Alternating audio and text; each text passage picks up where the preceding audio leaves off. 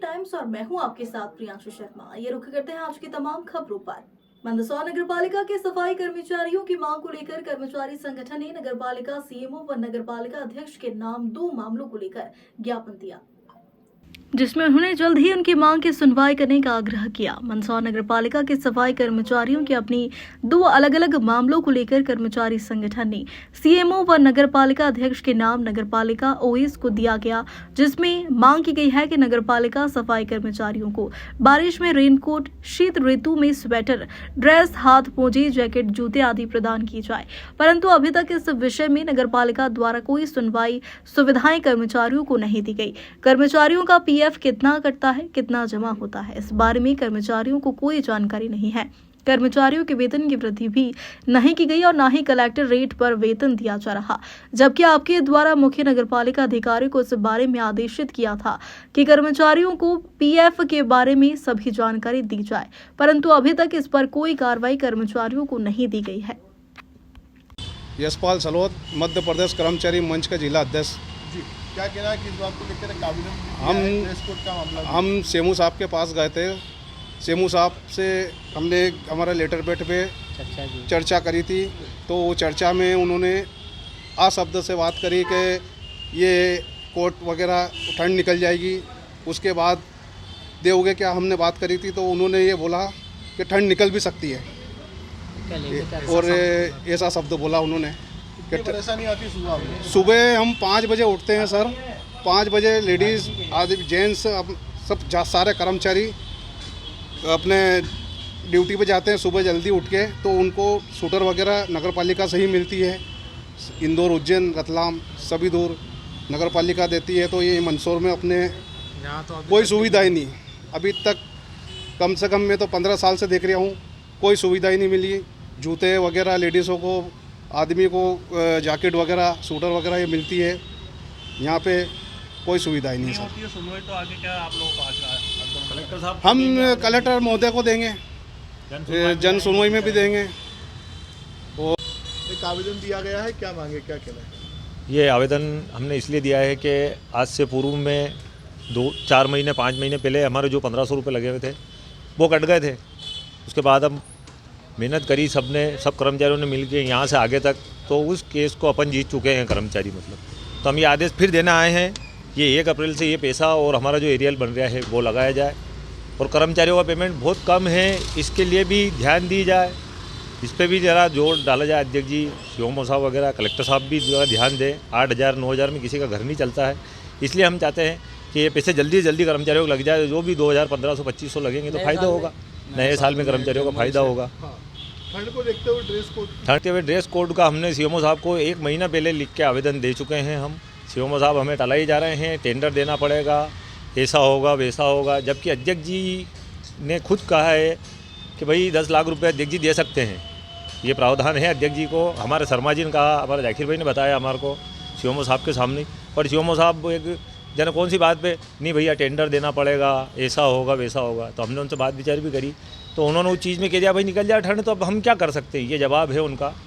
हमारे पास वीडियो भी है उनका, आप अगर चाहे तो हम वीडियो भी दे सकते हैं आपको। क्या लगता है इसी ठंड में आप लोग जो है सवेरे सफाई का काम 4-4 5-5 2 जब आए, हमारी जो बाज़ार की है, कोई बाज़ार 3 बजे, कोई 4 बजे 5 बजे रात को उठ के जाती है, बेचारी परेशान है सब कर्मचारी ठंड के मारी। ये अधिकारी जब नहीं सोचेंगे हमारी, तो फिर कौन सोचेगा? उज्जैन में सब दूर मिलता है। इंदौर, उज्जैन, आप छोटे छोटे गाँव में देख लो, जावद, मनासा, मलारगढ़, पिपलिया, ऐसी जगह मिल रहा है, तो मंदसौर जैसी सिटी में नहीं है, तो किसका नाम खराब होएगा?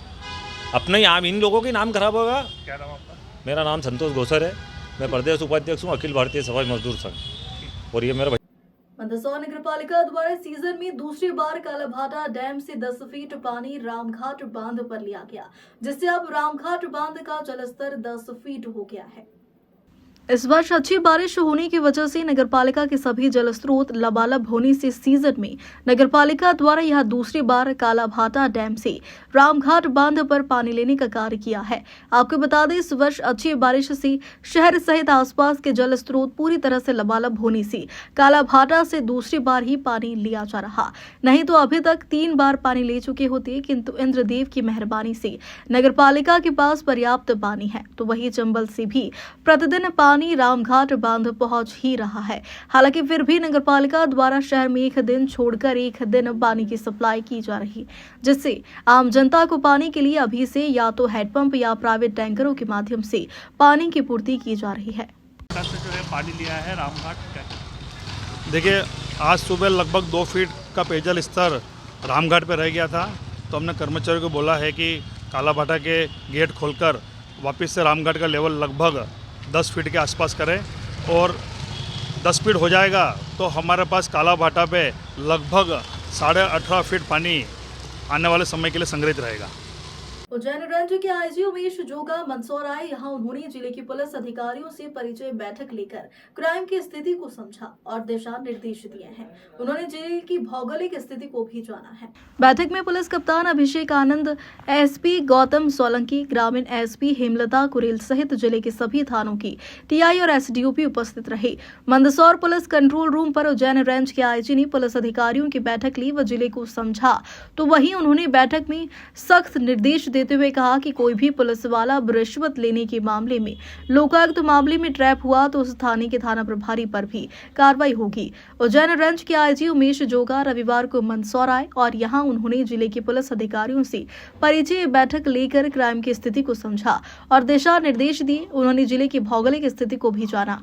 बैठक में पुलिस अधीक्षक अभिषेक आनंद, एसपी गौतम सोलंकी, ग्रामीण एसपी हेमलता कुरेल सहित जिले के सभी थानों के टीआई और एसडीओपी उपस्थित रही।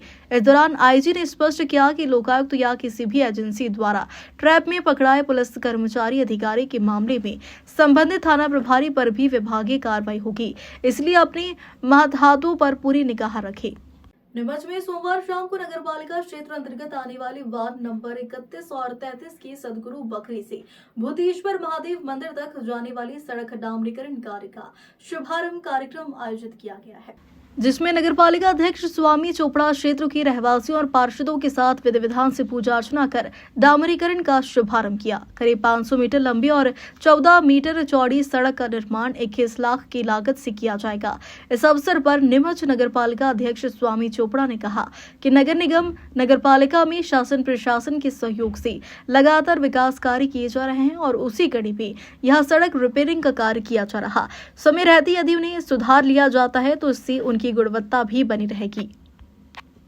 13 ज्योतिष के अंदर आपने यहाँ पे कार्यक्रम निकाला है, किस प्रकार का कार्यक्रम है, क्या कुछ इसमें देता है? देखिए, अधोसंरचना के माध्यम से हम पूरे शहर में जो काम करना चाह रहे थे वो फाइनली बरसात दिवाली के बाद लगातार चल रहा है अब, और उसी क्रम में हम यहाँ आए हैं। और यहाँ पर हमारा जो सदगुरु व्यक्ति के सामने वाला जो रोड है जो भूतेश्वर मंदिर तक जाता है, उसके लिए यहाँ पर रीसर्फेसिंग का कार्य होने वाला है।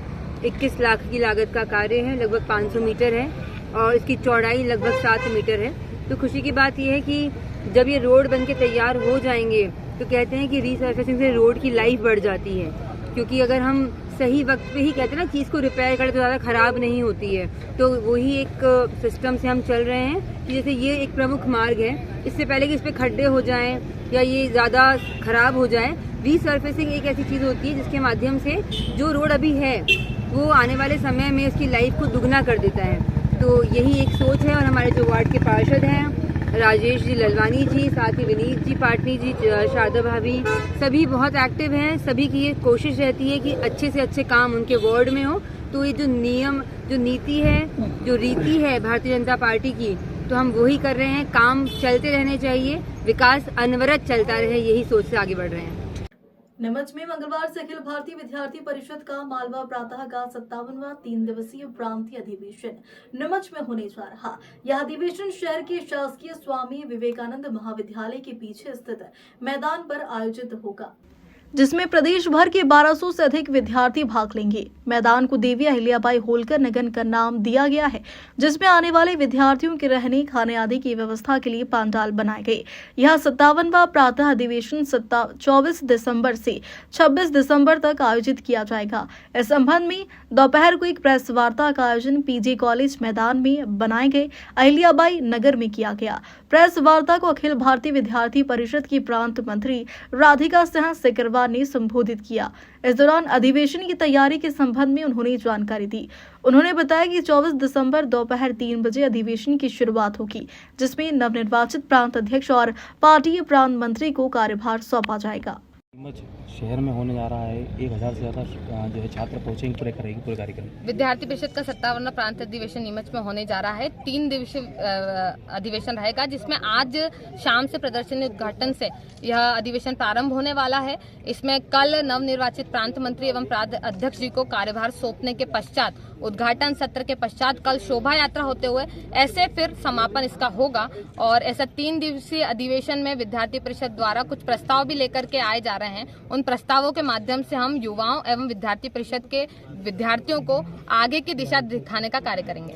प्रस्ताव के बारे में विस्तार से बताएं, क्या प्रस्ताव रहेंगे? क्या इस वर्ष हमारे प्रांत अधिवेशन में 3 प्रकार के प्रस्ताव लाए जा रहे हैं, जिसमें एक शिक्षा पर है, दूसरा समाज में जो विभिन्न प्रकार के विषय चल रहे हैं, विमर्श चल रहे हैं, कुरीतियां या फिर नीतियां चल रही हैं, उनके लेकर के, और तीसरा जनजातीय बंधुओं के स्वावलंबन के लिए सरकार विशेष कदम उठाए उस हेतु है। प्रांत अधिवेशन में कोई घोषणा वगैरह भी होगी पदाधिकारियों की? बिल्कुल, प्रांत अधिवेशन में अभी चूंकि निर्वाचित प्रांत मंत्री और प्रांत अध्यक्ष घोषित हो गए हैं, जिनका कार्यभार वो लोग कल संभालेंगे, और अंतिम दिन विद्यार्थी परिषद की नवीन कार्यकारिणी की घोषणा होगी। संगठन संबंधित चुनाव को लेकर भी आपने बात की थी कि अभावी के जो है चुनाव भी होंगे, छात्र संघ चुनाव जो है वो होंगे, तो उसको लेकर क्या कहना, किस तरीके से आगे जो है तैयारी की जाएगी? विद्यार्थी परिषद लगातार सरकार से बातचीत कर रही है, सरकार से बात कर रही है कि छात्र संघ चुनाव होना चाहिए और प्रत्यक्ष प्रणाली से होना चाहिए। उस ओर हम आगे बढ़ेंगे। इस अधिवेशन में खुला मंच के माध्यम से हमारे छात्र कार्यकर्ता सरकार को इस विषय के बारे में अवगत भी कराएंगे,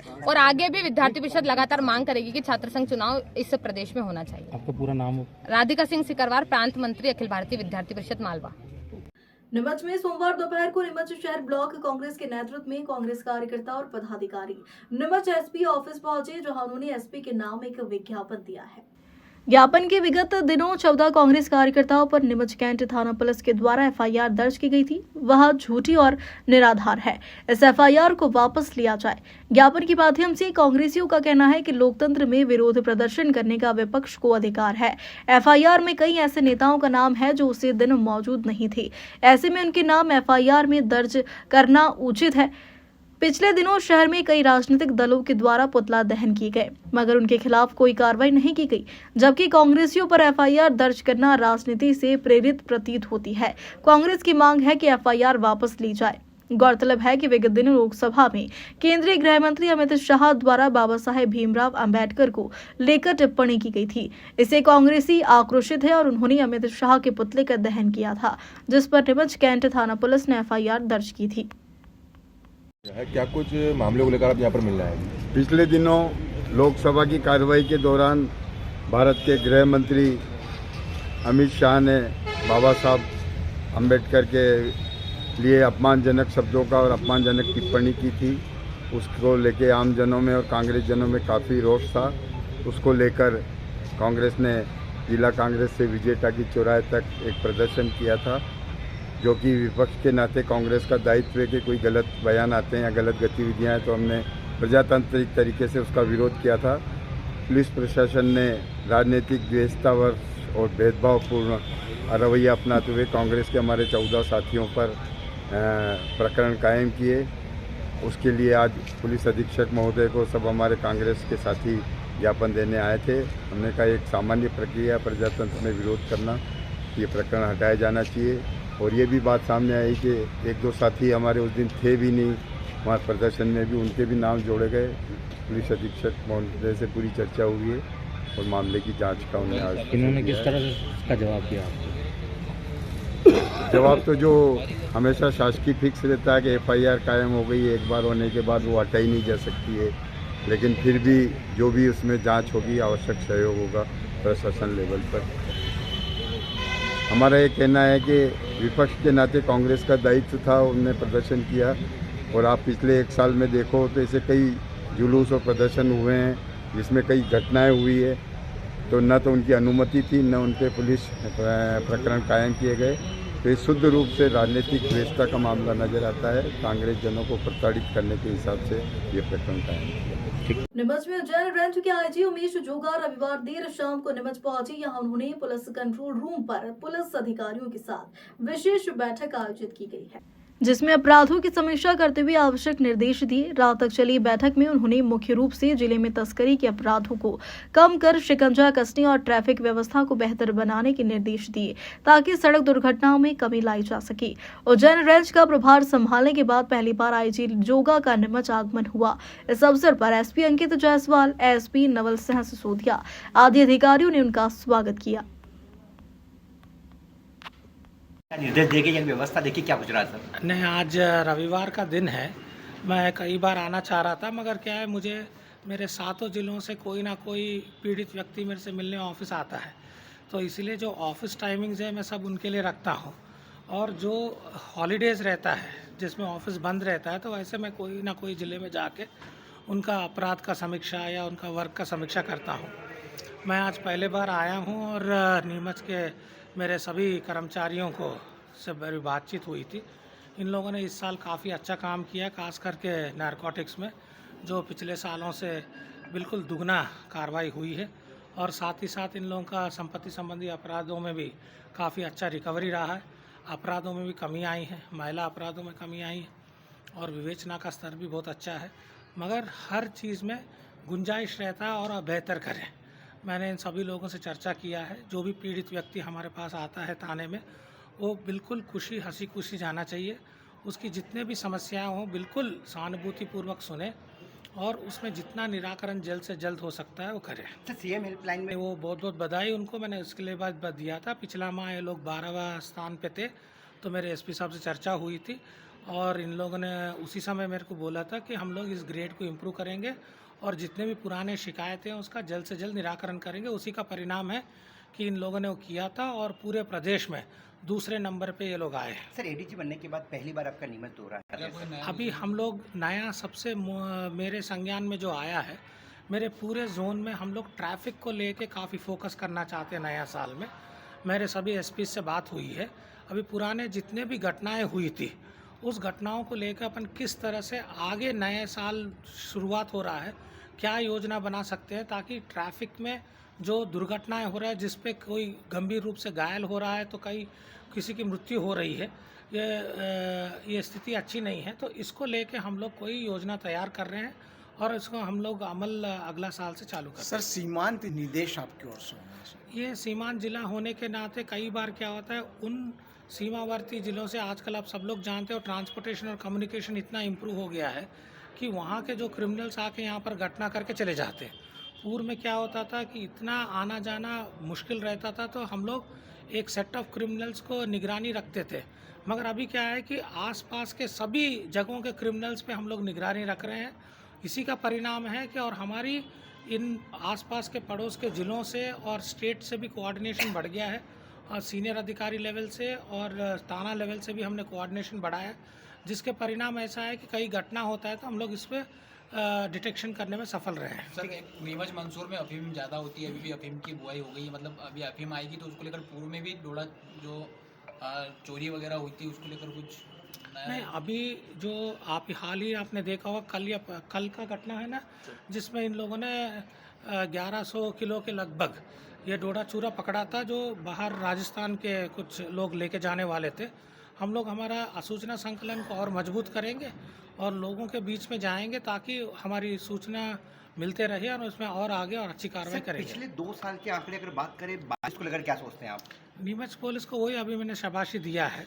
मैंने पूर्व का जो इन लोगों का जो कार्रवाई और अभी तुलनात्मक इन लोगों ने मुझे दिखाया था और इसमें इन लोगों ने काफ़ी बेहतर बन के दिखाया था। मैंने इनको और बोला और इनका स्कोप है बेहतर करने के लिए।